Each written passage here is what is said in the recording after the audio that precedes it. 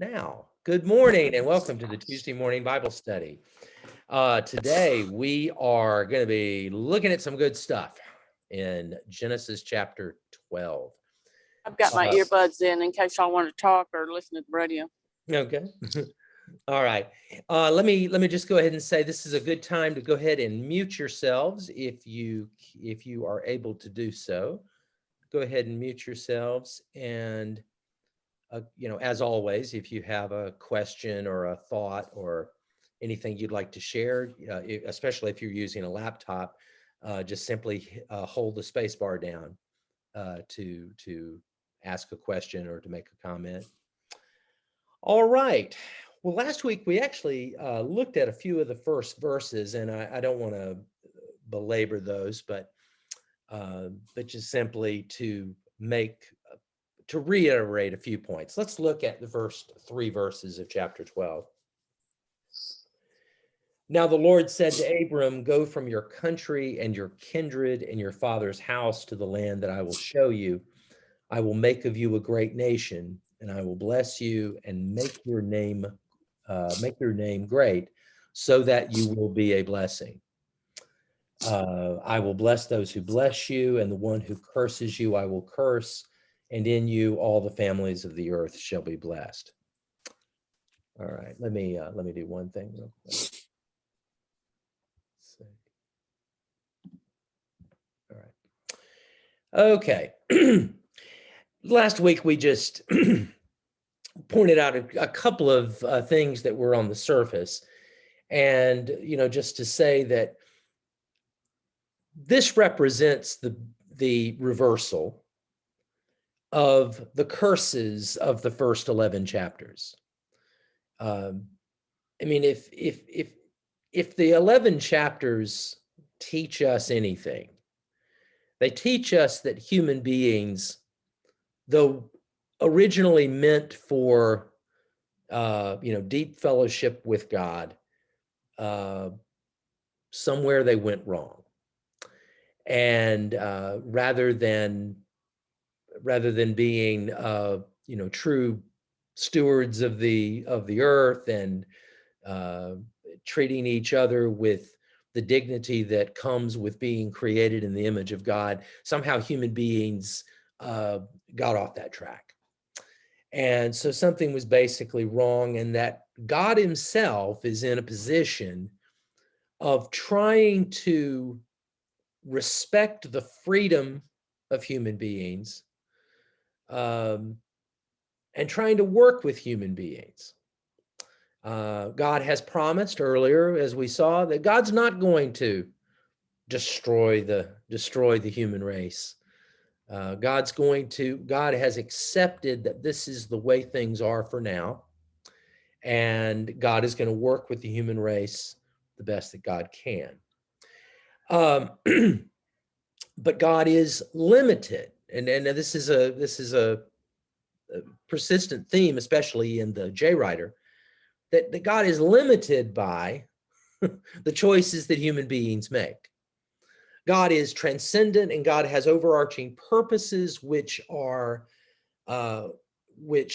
said to be ultimately destined to succeed, and yet at the same time, in real time, God has to work with the choices that people make. And so it's an interesting juxtaposition of divine limitation and divine sovereignty. All right. The other thing that I wanted you to notice, and that we talked about a little bit, is that the blessing that is described is not just for Abraham and his family, but it is a blessing that is intended to come to all humankind through this one family. And in fact, it is the divine idea is that through this one family, through this man and his descendants, would come the ultimate redemption of the human race, would come the ultimate reversal of the curses that plague humankind, that have come to plague humankind in the first 11 chapters. In other words, with chapter 12, we see the first great moral turning point in human history and God's election of Abraham and his descendants. All right, so with that, we get to verse 4. Tom, could I ask one question? Oh, please. It's just that phrase, and you don't have to illuminate it now, but I have to say I'm just dumbstruck by your description of that one sentence, the first great moral turning point in history. So I don't know whether I just wanted to raise that because it was so startling to me. Yeah. Just so you can keep it in mind, and maybe you will illuminate that as the day goes on. So thanks. Yeah, I'll try to. It's what I mean by that really, and I'll say more as we go on over the next 40 weeks. There'll be more and more examples of this, I suppose, but the overall news of the first 11 chapters is good news and bad news. But the bad news is that human beings seem to be mired in what it calls a curse. Seems to be kind of like there's no escape from it. And this is so contrary to the original intention. But that, by the time we get to chapters 10 and 11, we see the proliferation of humankind. We have essentially one failed attempt at starting over.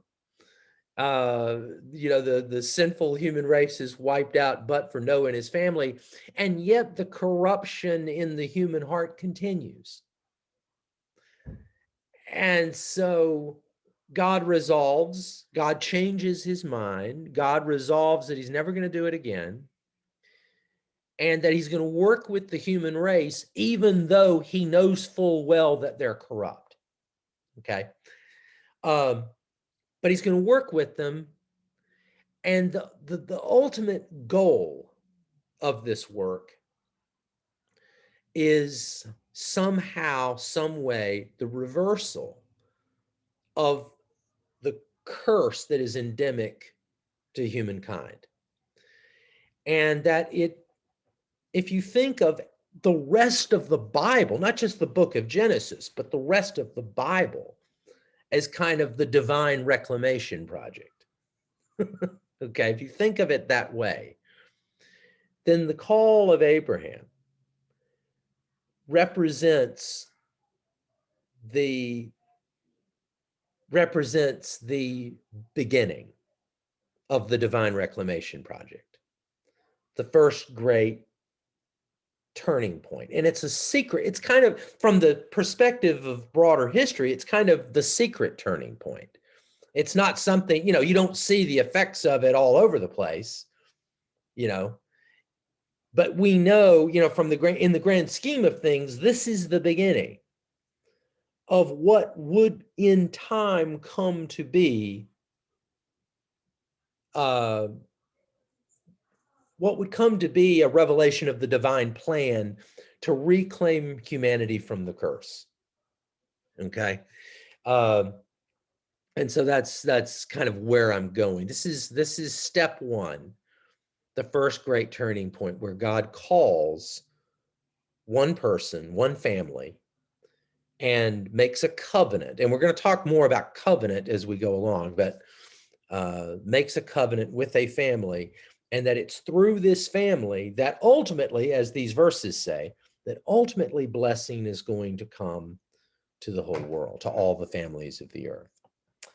All right, so verse 4, beginning of verse 4, we're going to read through verse 9 to get started.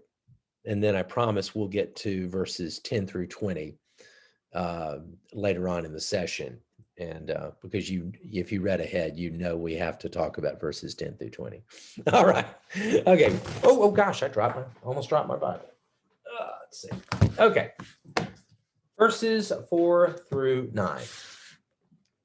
So Abram went as the Lord had told him, and Lot went with him.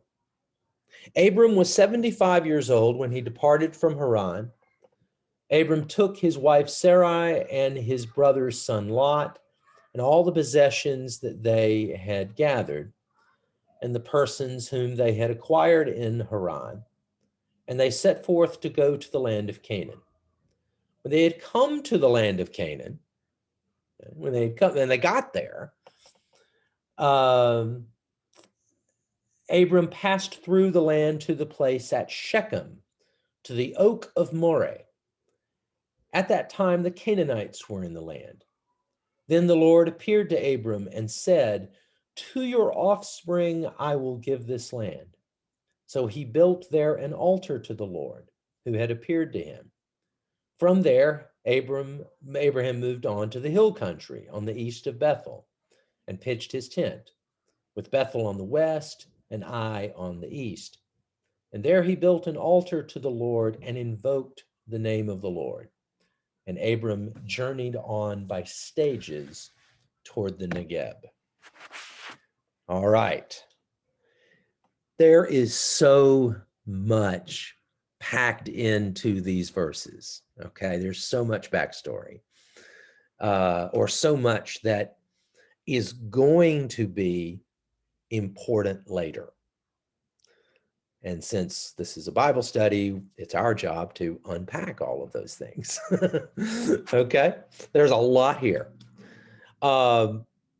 First off, what are some things that stand out to you, or things that you just would imagine would be noteworthy in these verses 4 through 9?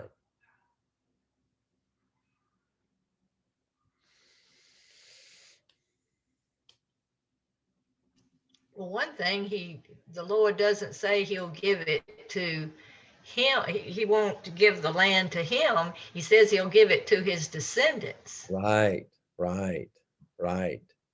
That's a great observation. And That's a theme that shows up again too. A promise is made, but the promise is to you, but you're not going to see the full fulfillment of this promise. This is for your descendants to enjoy. Mhm. It's for you to do what I tell you to do right now. The promise, the fulfillment of the ultimate promise, lies in the future. Yeah. Lois, you were about to say? also in in the earlier reading, it had already told us that Sarah was barren. Right. And so it seems like Abraham would be saying, my descendants, but my wife can't have children. So, something for him to ponder anyway. Yeah.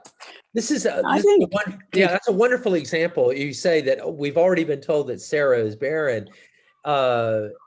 It's a wonderful example of those little details that are kind of littered throughout the text that the writer expects you to remember. So all of this talk of descendants and all this, the writer expects you to remember. This is a divine promise that flies in the face of what makes sense. Okay. Yeah, In light of what I've just told you about Sarah. Yeah. I just think that first the verse 4. Mm-hmm. So Abram went as the Lord had told him. I mean, he just picked up and went as the Lord had told him. That's pretty radical to me. It's very radical. Yeah. And as the New Testament is wont to do, the New Testament picks up on this theme of Abram's immediate obedience and how remarkable it is. There are two places in particular that I can think of that really do pick up this theme and develop it. One is in Paul's epistle to the Romans, in chapters 4 and 5, right in there. Paul, in developing his theme of how we're justified by faith and not by works of the law, Paul points out that Abraham was that the thing that makes him so remarkable is that he obeyed the divine call. He got everything started by an act of sheer faith. It was not, he was not, saved by all the sacrifices that he would make, all the divine, all the rituals that he would perform. He would perform rituals. He would say his prayers. He would do, but the whole thing, the whole project was predicated upon an act of raw obedience, an act of raw faith. It was Abraham believing what he was told and then acting. Okay. And so, so Paul makes a lot of that. And then one thing, Tom, that it's almost like when Jesus, I know you don't want to talk about the New Testament right now, but it's almost like when Jesus calls his first disciples, it's almost like he's calling little Abrahams again. Oh, sure. Absolutely. Absolutely. And, in the Markan version of the call of the disciples, what happened, because Matthew and Luke are more prone to provide us elaboratory details. Mark just has them drop in their nets. Mm-hmm. No explanation, no, no explanation, no backstory. Well, not even interested in the question of, had Jesus and Peter ever met before? Had Peter ever had any previous history with Jesus in any way that might explain how? Maybe so, maybe not, but Mark is not even interested in that. He just has them dropping their nets and going. Mm-hmm. And that speaks, that may or may not tell us something about their biographies, but it tells us a lot about what Mark values, mm-hmm. about what the gospel writer values. And that is, God calls, Jesus calls, you answer, and that's an act of faith. Mm-hmm. That is an act of just raw faith, of trust. It's not based on anything other than hearing a call, hearing a promise, and trusting it, going for it. And that is what is being celebrated. That is what is being celebrated in the New Testament about the way Abram responds. Now, in the book of Hebrews, in the epistle to the Hebrews, which and Paul did not write Hebrews. We don't really know who wrote Hebrews. Nobody knows who wrote Hebrews. But in Hebrews chapter 11, you may remember that chapter 11 is the great faith chapter. The chapter that begins, now faith is the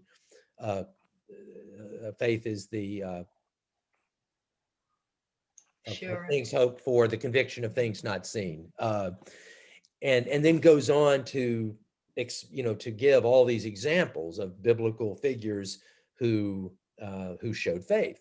Well, the very first example is Abraham, and it talks about how it emphasizes, the epistle to the Hebrews emphasizes Abraham's old age.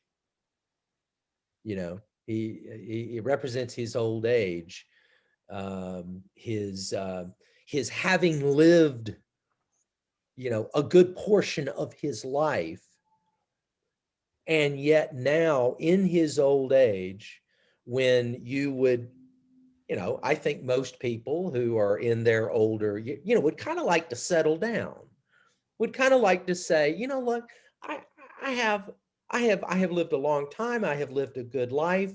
I would like to continue living a life if I can do so reasonably. I'd like to continue living a life. But, to kind of sit back and say, I have lived a good life and I am going to enjoy my family. I'm going to enjoy my grandchildren and kind of settle down, retire, in a quite literal way, retire. And yet, the call of God comes to this guy, not to a 20-year-old, not to a 20-year-old, comes to a 75-year-old and says, I want you to uproot yourself from everything that you have known, everything that you have seen, and go to a place that I'll show you. Wow. I mean, wow. That's well, I mean, I think if we can, just put ourselves there, we can really start to appreciate the gravity of this decision. Yes. of this response. And so, yeah, so just on your own time, I would encourage you to read those first few verses of Hebrews chapter 11, just for some additional at least New Testament glosses, a New Testament gloss on this story. But yeah, the author of Genesis here, the J writer, in this case, the J writer, wants you to feel it, very much wants you to feel the almost the senselessness of this, and the senselessness of the whole thing. I'm going to give you descendants. Okay, number one, we know Sarah's barren, and number two, and this is a detail that would be easy to miss, very easy to miss, but the second part of verse 4 says, Abram went as the Lord had told him, and Lot went with him. Now, Lot, we know, is his nephew. Lot is the presumptive heir to Abraham. Okay? He's the one who, if there was no divine promise, if Abraham and Sarah were going to have no descendants, and before the divine call, it was very much looking like that was going to be the case, Lot was the one who would carry on. Now, Lot would not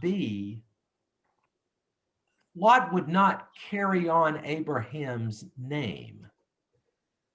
In other words, Lot could never be a fulfillment of the divine promise to Abraham. Okay? He was, and if for no other reason than because he wasn't even of the same house. He was his nephew by his sister. Okay, Lot was a maternal nephew. Lot had his own name. Lot had his own name. He could achieve his own great things in his own mind. But he would not be considered a fulfillment of this divine promise to Abraham. And yet it says Sarah is barren, Lot's with him. So Lot's the one who loses out, or Lot is the non-fulfillment of this promise. And the original readers and hearers of this story would know that. Okay, and now we know that. All right. One other little detail here. It's not really that important to the story. It's not really important. Well, no, actually, it is kind of important to the story in a way. That it's a very little detail. It's verse 5 where it says, took his wife Sarah and his brother's son Lot. His brother's son. I'm sorry, not his. Point is, Lot is not the fulfillment of this divine promise, but he is the presumptive heir. He is the presumptive heir to Abraham, and all the possessions that they had gathered, and the persons whom they had acquired in Haran. What does that mean? Well, it both does and doesn't mean exactly what you think it means. It does mean slavery. Okay, it does mean that.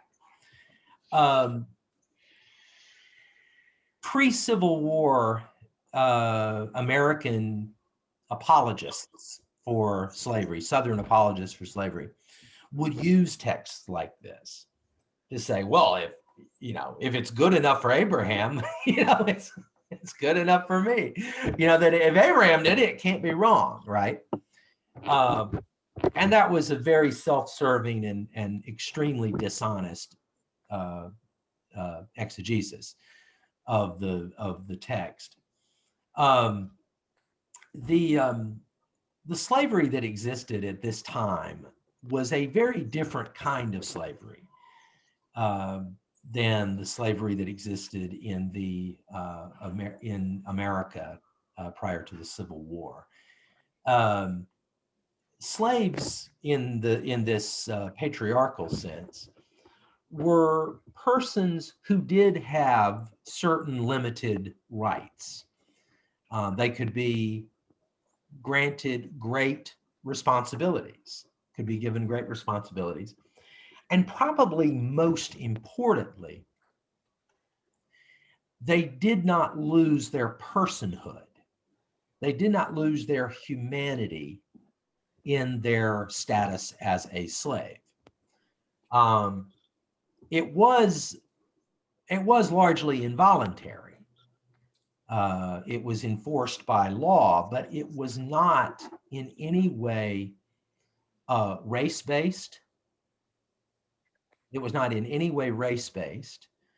And the slave was not seen as something less than human.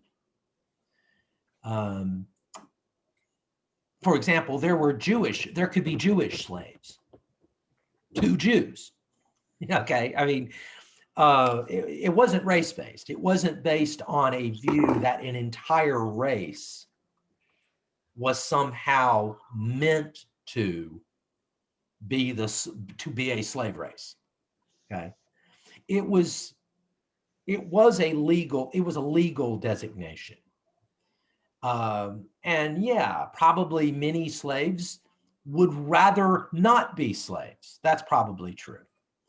But they were not seen as less than human or as somehow worthy of their condition. It wasn't seen as their natural condition. It was just seen as just a kind of a legal fact. And in that way, it differs greatly from the kind of slavery that existed in America. Would it have been economically based? Is that how a person would become a slave? Because sort of like their caste role in the economics of the. Yeah, exactly. Could be you could go into slavery for debt. You know, that you you had debts you couldn't pay off, and so you became a slave. And that way you weren't seen as less than human. It was your legal condition, you know. The slavery that existed in America was race-based. It was based on the idea that those who were enslaved were of a race that made them natural slaves. They were meant to be slaves by virtue not of anything they had done, but by virtue of who they were. That in essence, they were created to be slaves. That was the view of slavery in America. And that is not what's going on here. And so again, the exegesis used by Southern apologists before the Civil War was in many cases just brazenly dishonest, just brazenly dishonest exegesis. All right. All right, so beyond that, we see in verses 6 and 7, we see God's first revelation to Abram. Now, when I say first revelation, it isn't the first time God has spoken to Abram, but it is the first time that God appears to Abram. Remember now, with the J writer, with the Yahwist writer, God is presented in very anthropomorphic terms. You would never get this from the priestly writer. The priestly writer is emphasizing the transcendent aspects of God, whereas the J writer presents God in a much more human-like fashion.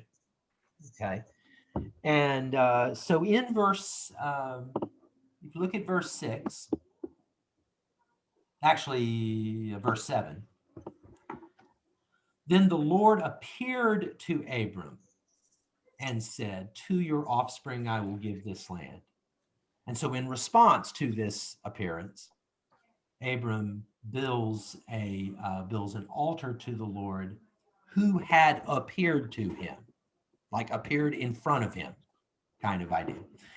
And this happens at Shechem. At Shechem near the Oak of Moray. Okay, now, Shechem.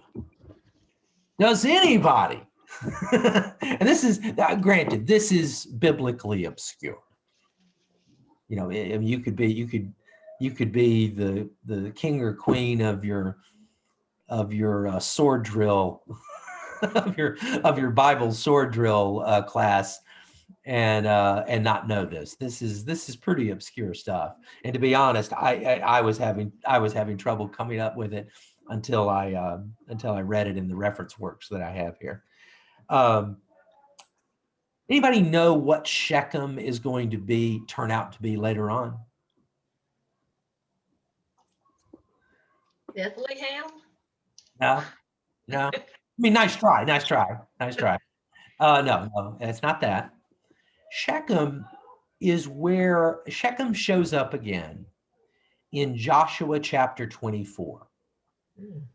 In Joshua chapter 24. Now, you do know, I would suspect that most of you do know Joshua 24, maybe without knowing that you know it. Because in Joshua 24, that's where that great verse, that shows up on any number of little country store plaques that you can buy. Some of them really nice and some of them frankly rather tacky. But those little plaques, and the verse that shows up is choose this day whom you will serve. As for me and my house, we will serve the Lord. It's in our bathroom. No, yeah, okay. Okay, and I'm sure that yours at home is very It's beautiful. yeah. But choose this day whom you will serve. As for me and my house, we will serve the Lord. And that verse is in the context of the post-Exodus. The Israelites have been led out of Egypt by Moses. Moses, of course, dies. Joshua leads the people into the promised land, and it is at Shechem that Joshua basically presents the covenant to the Israelites and says, now it's time to choose. Are we going to follow the covenant that Yahweh has given us, or are we going to follow after the other gods, the gods of these Canaanites that we now find ourselves around? Which is it going to be? Choose this day whom you will serve. As for me and my house, we will serve Yahweh. We will serve the Lord. And so Shechem, when any knowledgeable Jewish person reading this Genesis text, would know that Shechem in Israelite history was the place where, really at the very beginning of Israel's existence as a free people, that it was this moment of covenant decision. And so that's the significance that Shechem has. Now here, of course, the very first sacrifice or first altar that is built in the promised land, in the land promised to Abraham and his descendants, is at Shechem. Because of course it is. Of course it is. And so it is absolutely natural that hundreds of years later, from the perspective of the narrative, that hundreds of years later, Joshua would make that call to covenant decision at this place where, in a manner of speaking, it literally all started. Where it literally all started at Shechem, where God appeared to Abram and told him what he was promising. Okay, so that's about that. Now the other neat little thing, and this is more obscure, even more obscure than Shechem, and that is the Oak of Moray, or literally the Oak of the Teacher. Okay, this is if somebody knew this, that this would this, nobody knows this. I didn't know this. I didn't know this at all. This is where later on show up in Genesis chapter 35, and this is where Jacob is going to make a definitive move towards the worship of Yahweh exclusively. This is where, and when we get to chapter 35 in 25 weeks, half a year from now, 6 months from now, when we look at Genesis chapter 35, we will see this, and maybe I'll even remember that I told you to look for it. That this is where Jacob is going to bury his household gods, or his household idols. This is one of those little appreciated facts, is that for the patriarchs, for the time of the patriarchs, Abraham and his family, the others, they all, while they followed God, they worshiped Yahweh, they acknowledged the existence of other gods. They were not exclusive monotheists. And what seems to be clear is that at least after Abraham, anyway, at least with Jacob, there seemed to be a holding on to that if I needed a special favor, that I might go to one of my household gods. If I needed good luck in a particular endeavor, I might say a prayer to one of my household gods. It is in Genesis 35 at the Oak of Moray that Jacob buries all of his household idols. Okay, Karen, I see your hand is up. You're using the Zoom feature for the hand raise. So I guess I don't want to interrupt, but again, it just I'm not these are links are really fascinating to me also. I mean, and obscure and really fascinating. But I may be having a crisis of faith, who knows? But it seems to me that this is also partly the construction. This is just the construction of an incredibly good narrator and crafter of story, because this was all written, this is a recounting written from the time of exile and the history and the reason for our being and all this kind of. So this is, we post this or finding the links, right, but also the links are already known. Joshua's story, Jacob's story, the finally becoming monotheistic, all that kind of stuff, right, was already in the history of the people, and somebody was just recounting it. That is absolutely right. This is written, and in fact, there are even clues in the text. There are clues in the text that indicate when this was written. This was not written when Abraham was alive. This was written after the time of Joshua. After, when all of these things had happened, and it's the historian's job to make connections between things, to tell the story in such a way that you see connections that might not be obvious.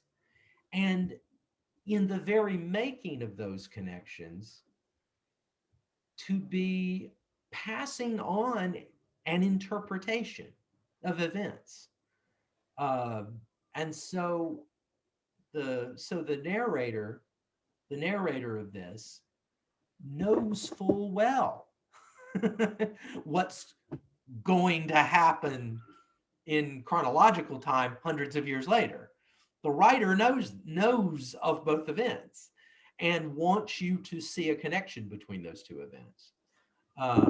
Yeah, absolutely. Yeah. This is being written down, probably at the time of the exile, and certainly is not being redacted. I mean, where the J and P and all that is not actually being woven together until probably after the exile. And so by the time you're getting into the 400s BC, this is you could think of this as kind of like the Israelite national historian post-exile taking the different sources from Israel's history, taking the great sources and constructing a unified narrative that tells our story from the beginning, and it roots it in the bigger story of humankind.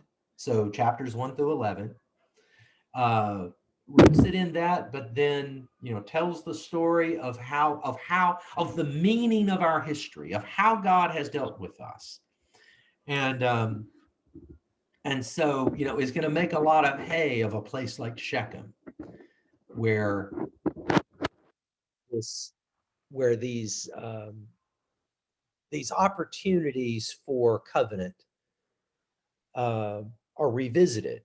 It first happens with Abram. It gets revisited with Joshua, and it is as though we Israelites always have to call ourselves back to that day at Shechem, to remember our ancestor Abraham when he received that call. We too, in our own time, are receiving that call, and it is our responsibility to be like Abraham later on, to be like Joshua, and to say yes, and Shechem then represents that place where that call to covenant decision is offered. It's great. Okay. You might also notice, if you look at the latter half of verse 6 and go through verse 9,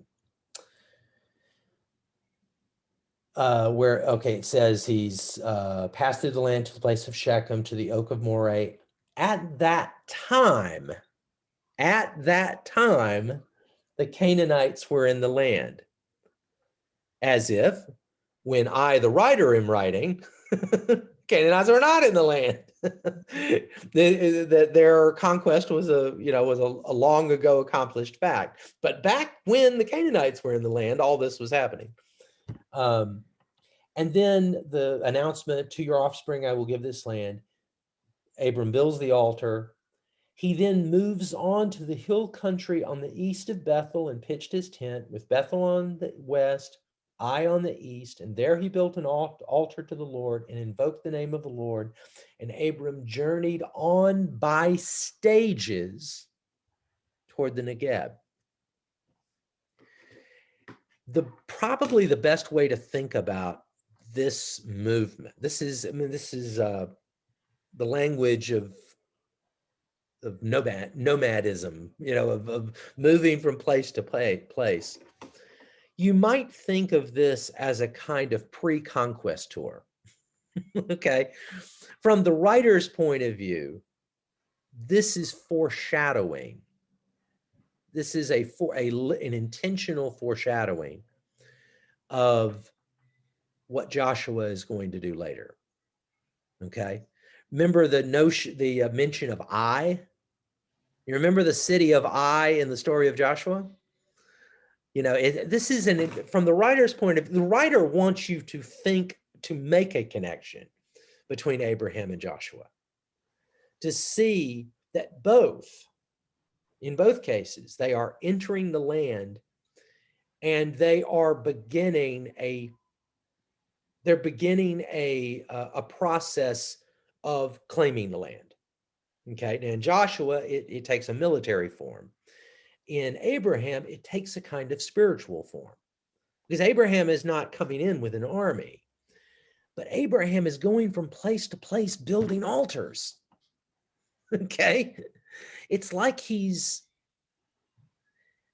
almost like he's putting down a Yahweh flag. Everywhere he's going, he's putting down a Yahweh flag. He doesn't have an army to back it up. He's not, conquering kingdoms or anything like that, overthrowing cities or anything. But it's like he's putting down markers everywhere he's going, as if this land, by divine promise, not actuality yet, but by divine promise, belongs to my descendants.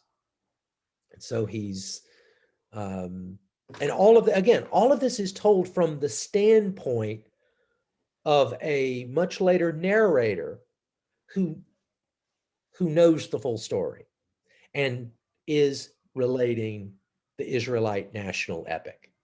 Okay. All right. Now, with that, let's get into the good stuff here. And we can only start it. But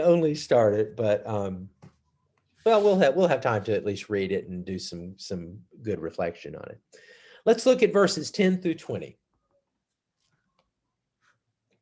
10 through 20. Now there was a famine in the land. So Abram went down to Egypt to reside there as an alien, for the famine was severe in the land. When he was about to enter Egypt, he said to his wife Sarah, I know well that you are a woman beautiful in appearance, and when the Egyptians see you, they will say, this is his wife. Then they will kill me, but they will let you live. Say you are my sister, so that it may go well with me because of you, and that my life may be spared on your account. When Abram entered Egypt, the Egyptians saw that the woman was very beautiful. When the officials of Pharaoh saw her, they praised her to Pharaoh, and the woman was taken into Pharaoh's house. And for her sake, he dealt well with Abram. And he had sheep, oxen, male donkeys, male and female slaves, female donkeys, and camels. But the Lord afflicted Pharaoh and his house with great plagues because of Sarah, Abram's wife. So Pharaoh called Abram and said, what is this that you have done to me? Why did you not tell me that she was your wife? Why did you say she is my sister so that I took her for my wife? Now then, here is your wife. Take her and be gone. And Pharaoh gave his men orders concerning him, and they set him on the way with his wife and all that he had.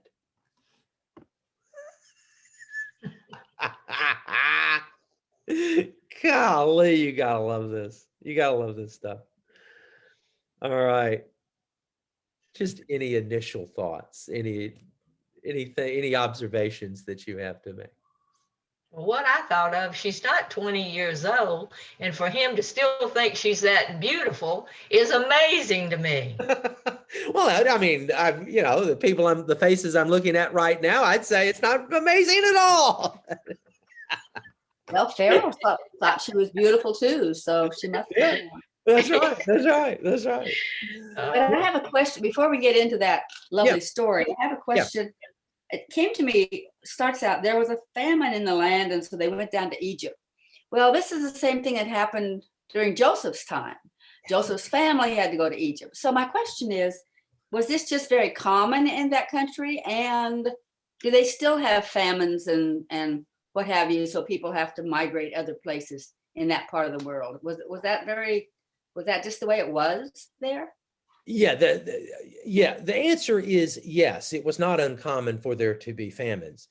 Now, the other thing that we want to hold in mind, and I've said this a few times before, and I'll say it again a few times yet, that it is important that we read this. I think probably the best way to read this is to read this as story, and to read this with the question of not what happened, but what is the storyteller trying to accomplish, I think is the better angle.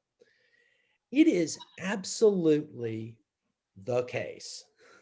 It is absolutely the case that the reason this story is being told for a reason, whether this actually happened to Abram or not. It is absolutely the case that as a crafter of narrative, the author wants you to see, wants you to hear, and to look at this event as a foreshadowing of what's going to come later in the lead up to the Exodus story. Okay? It is absolutely the case that the writer wants you to see this as a foreshadowing of the Exodus story. Okay? That there is truly nothing new under the sun, and that what God pulls off later. And of course, we would have to say the Exodus, and I've said this in other times in other classes. The Exodus is the foundational story of the Old Testament. I mean, it's the center of the Old Testament. It is the foundational story of the Jewish faith. There's a lot that happens before the Exodus, and the Lord knows there's a lot that happens after it. But the Exodus is the foundational event in which God constitutes the nation of Israel as a free people. Okay. And what the narrator wants to do is set that up. Okay. The narrator wants to set that up and wants to see that what God was doing, the foundational paradigmatic event of the Exodus, what God was doing in the Exodus, God was getting warmed up for it in previous generations. Okay. And so, yes, you're absolutely spot on to see that this is absolutely a foreshadowing of Jacob and Joseph, of Joseph and the famine hitting, Joseph already being down in Egypt, but Joseph's family back in Canaan, leaving Canaan because of famine and going down to Egypt for food. Okay. It's absolutely a foreshadowing. This in Genesis is a foreshadowing of that later event. And again, any Jew coming along after it's been written by the narrator in like the 5th century BC, any knowledgeable Jew coming along and reading this story absolutely would say, oh yeah, this is what God did in the Exodus, except he was getting practice. He's getting practice beforehand with the same kind of thing. But yeah, I mean, it foreshadows it in a number of points.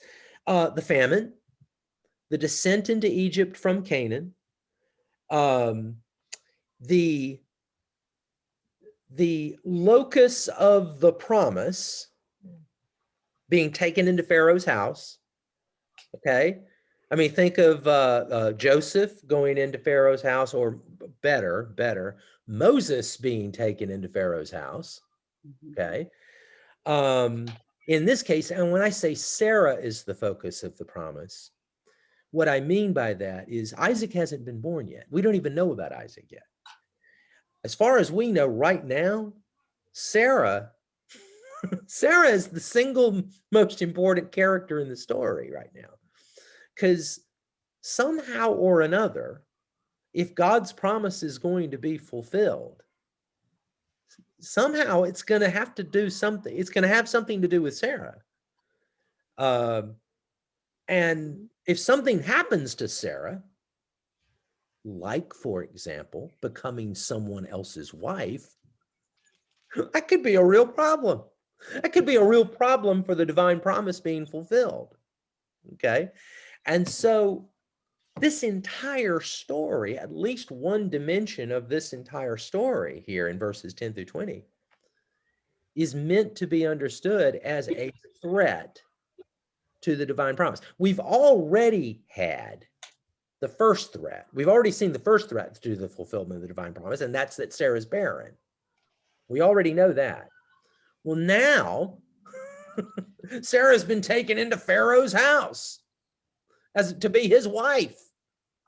Well, if she is going to have children, which, so far as we know, she can't. But if she was going to have children, she'd be having them as Pharaoh's wife. She'd be having little children for Pharaoh. Okay.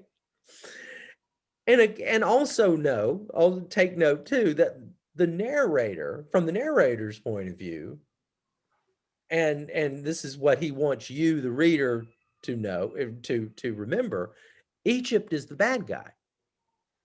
Now, of course, from the character Abraham's point of view, Egypt's not the bad guy. Egypt's just another country.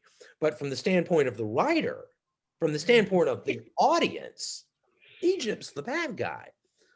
Egypt comes along, Pharaoh comes along, and we're supposed to be, if the story's being read out loud, when Pharaoh's name is mentioned, we're supposed to go, boo, boo, okay? We're supposed to boo this, And so Pharaoh in Egypt, who later, of course, we know is going to be the great empire that God has to defeat in order to free the slaves from Egypt, that Pharaoh in Egypt become a threat to the fulfillment of the divine promise to Abraham at the very beginning of this whole grand narrative, right? Pharaoh in Egypt are a threat even then, okay? And so this is a problem that the divine zeal to accomplish the promise has to overcome. Well, now I'm going to be curious as to what you do when we get to Hagar, because Abraham had a child through Hagar. Could not that have fulfilled the promise? But we'll wait till we get to that. Yeah. Oh, yeah. There's a lot to say. There's a lot to say about that. Yeah, that's a great story with a lot of interpretive depth. But you're putting the whole promise on Sarah rather than on Abraham in a way then. From the narrator's point of view, it is all on Sarah. Or at least if the promise is going to get fulfilled, it's going to come through Sarah. And from the narrator's point of view, Sarah's handing off Hagar to Abraham is an act of unbelief. It's Sarah not believing that God can actually fulfill the promise through her. And then, of course, and we'll read this, we'll talk about it. As soon as she does that, she immediately hates Hagar for it. So it's like, here's Hagar. She hates Hagar. It's like she was the one who handed Hagar over. So anyway, but we'll deal with that more fully in a few chapters. But for now, the big point of this whole story even being told is that it represents a threat to the divine promise. It's like promise is made, like the narrator tells us that a promise is made, but then the narrator presents us with a series of roadblocks, a series of things that come up that make the promise hard or impossible to fulfill. And yet, God is overcoming these roadblocks. And that's the tension of the story, is how are these things overcome? And again, the thing I guess I really want you to get today is that the way the story is told, the way the roadblocks are overcome, is a foreshadowing of what God is going to do later. How can Israel be a free nation practicing the covenant when they're slaves under the oppression of the greatest empire the world had ever seen to that point? How is that going to happen? Well, God has been getting a whole lot of practice in overcoming roadblocks all this time. And so now this is child's play for God to face down the Pharaoh of Egypt. Because after all, in a manner of speaking, he's been facing down the Pharaoh of Egypt in the past.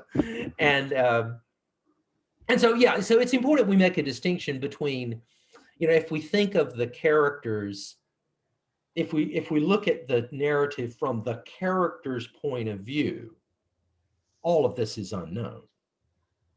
From the point of view of the character, all of this is unknown. All this stuff about Pharaoh in Egypt, all of this is unknown. From the standpoint of the narrator, from the standpoint of the storyteller, and from the audience, we know all this, and we see what's going on. So it's really great. Now I know we have to wrap up, but let me make one more or two more observations before we knock off, and we'll finish up the discussion of this rest of chapter 12 next week. This weirdness of verses 10 through 20, this theme of the matriarch in danger, the danger to the divine promise being fulfilled, taking the form of the matriarch being passed off as a sister and saving the patriarch's butt, right?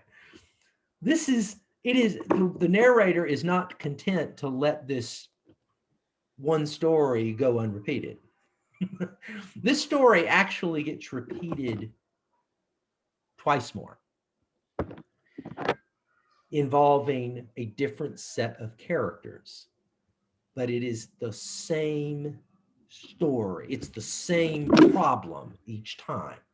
The second one is going to appear in chapter 20 of Genesis. And it's going to involve Abraham and Sarah, except it's not going to involve Pharaoh. It's going to involve a Canaanite king named Abimelech.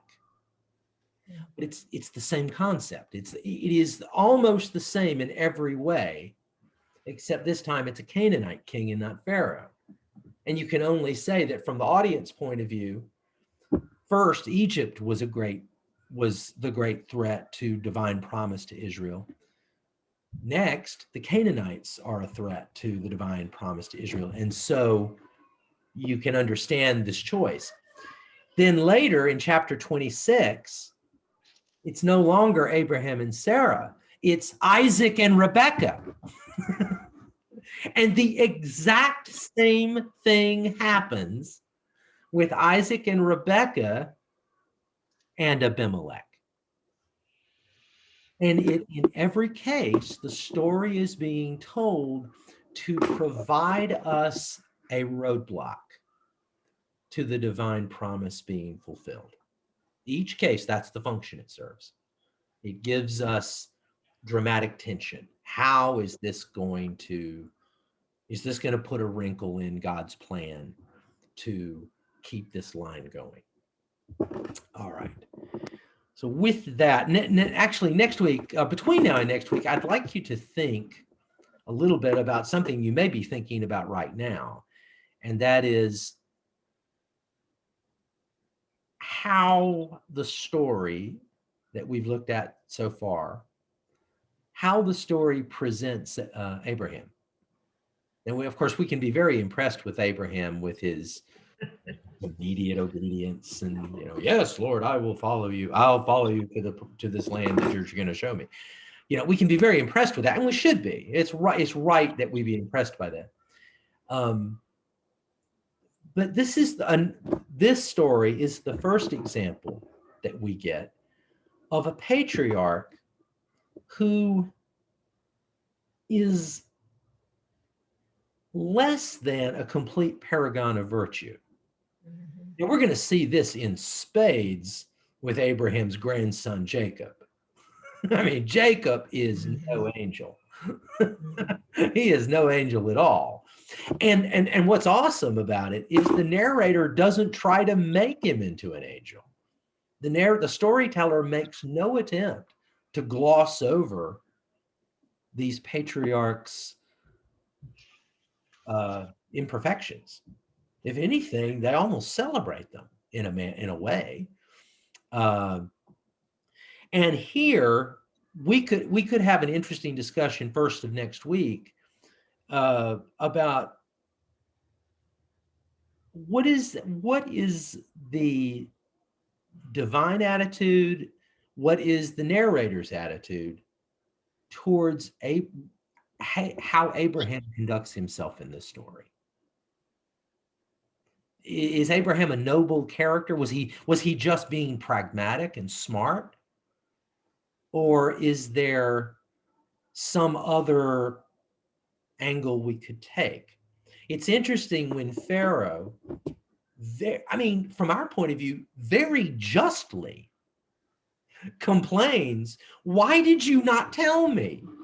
And because all these plagues are happening in Egypt, and the Pharaoh's like, if you had only told me the truth, these bad things wouldn't be happening to me. And that is not without justice. There is some justice in what Pharaoh says. Abram lied to him and had bad consequences for Egypt. And when Pharaoh confronts Abram, you will note that Abram has no response. He doesn't say anything. He doesn't defend himself. And yet, Sarah is released from the household of Pharaoh, and then they are expelled from Egypt with all of their stuff, which is another foreshadowing of the Exodus. That when Pharaoh in the Exodus story has had enough of the plagues, and when we know it takes the 10th plague, to finally break his will, he says, get out, just get out. I won't chase you out, just get out, leave. And it says, the Exodus story makes it very clear that they leave, the Israelites leave with a whole lot of loot in store when they leave. And in the same way, the text here makes note of the fact that Abraham and Sarah, it didn't necessarily say that it left with stuff that was the Egyptians, but it does say that they were expelled, they were kicked out, but they were kicked out with all their stuff. They didn't lose anything in this expulsion. So, all right, good material. It's good stuff. Okay, well, this is a good place to go ahead and to wind up for today. Next week we'll have some follow-up discussion on the character of Abraham, and in subsequent weeks we'll have discussions of the character of Sarah and of Isaac and Rebekah and Jacob and Rachel and whatnot. The beauty of all of this is that these narratives are presented in very raw and very earthy ways. And often even God is presented in a very earthy way. But certainly the human characters are presented in this way. Makes it all very relatable. Yeah, Karen? Yeah, I in the moment when Sarah laughed, I never saw this until the moment of reading it during the class today, realizing that Abraham was 75 when he embarked on this journey. And I've always pictured in this verse 10 to 20 section, Sarah as a young, comely woman. Well, she must have been 75 too. And it's right that little piece of information drops out. But the other thing is, as we close, I'd like to ask you all, I'm traveling to Duke Medical Center tomorrow with my daughter who's having a pretty huge procedure. So I would really like if you all would keep Hillary, who's my daughter, and me in our prayers as we go on the road and journey forth. Thank you. Absolutely. Hillary. Okay, good. All right. Well, let's close with prayer, and we will definitely say a prayer For you and Hillary. All right, let's pray. Oh God, we give you thanks for this day and for this opportunity to gather again this week and in this forum and to study these great stories that come to us from the ancient past, and yet we find them so eerily contemporary in their own way. We pray that you continue to guide us into your truth and into a deeper relationship with you as we engage with these stories. Help us to see our own humanity reflected in them. We pray for all who are struggling in this time, who are facing medical issues or circumstances of life that are difficult. We lift up to you especially right now Karen and her daughter Hillary as they go to Duke Medical Center. We pray that you will be with the doctors and the medical staff, those people whom you have gifted with knowledge and skill, that you will bless them to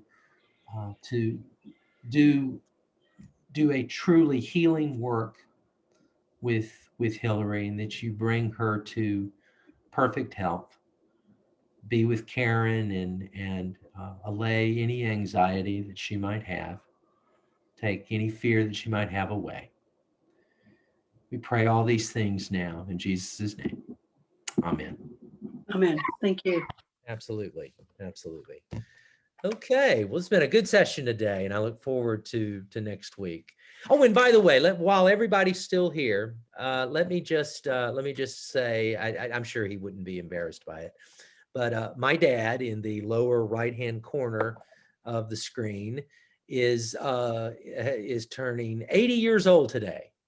He is 80 years old, and it's a custom that my dad and I have is when one of our birthdays comes along to say, hey Dad, or hey son, how does it feel to be blank years old today? So I called Dad earlier, said, hey Dad, how does it feel to be 80 years old today?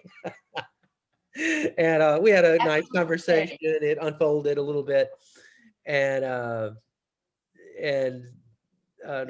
forget exactly how it came up, but said something about being a fair number of older folks at First Presbyterian Auburn, and I said, look, 80-year-olds are a dime a dozen here at Friendship Church. Almost everybody around me is 80 years old.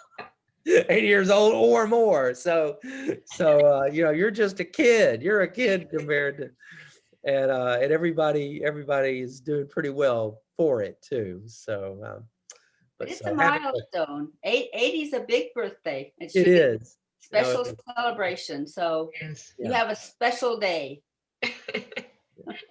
Yeah. Well, he was speaking to you, Dad. So I'm heading in. I turned 80. I've passed 81, and I'll have to say, so far, it's just an ongoing beginning of life. So have a wonderful day in celebration. Yeah. Oh, good. Joel, unmute yourself. Yeah, unmute yourself, Dad. Unmute yourself. I don't think he knows how to do it. Oh, that's okay. That's okay. Don't worry, Dad. Don't worry about it. Don't worry about it. You've as long as you've heard that's what matters. But I know my dad, if he were speaking to us, I know he would probably say something like that, that on his 80th birthday, he is, as always, he is very aware of the love and the blessings in his life that he is surrounded by every day. and that he has a good life, and he's going to continue to have a good life for what I believe to be many years to come. Thank you, Tom. Yeah, absolutely. Okay, well, y'all have a good rest of the day, and Dad, enjoy your pizza later. We love you. Okay, Bye. bye. Love you too.